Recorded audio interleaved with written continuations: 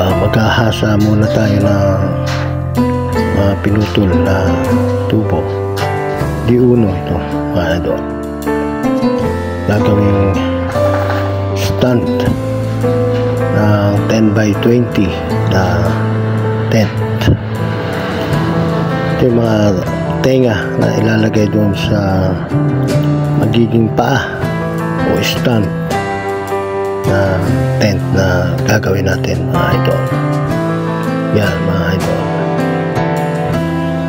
Pagkatapos niyan ay i-welding naman ito doon sa tubo na mas malaki.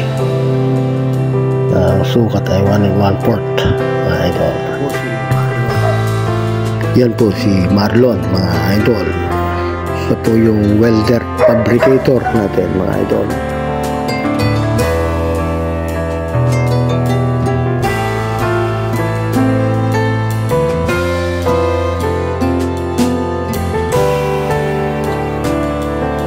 Matyaga at masipag na bata, mga idol. Ito po yung frame ng bracket, mga idol. Yan po yung ilalagay doon sa ginagawa natin ngayon na stand o paa, mga idol. 10 feet ang taas niyan, mga idol. Yan, mga idol. May welding na natin yung stand.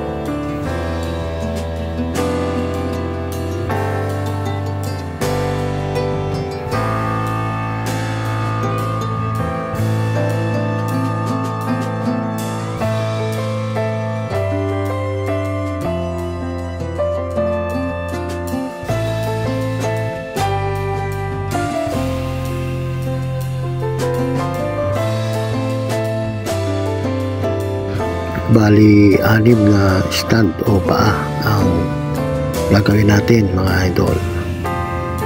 Yung tent na yan ay magkakaroon ng 6 na paa para matibay, mga idol.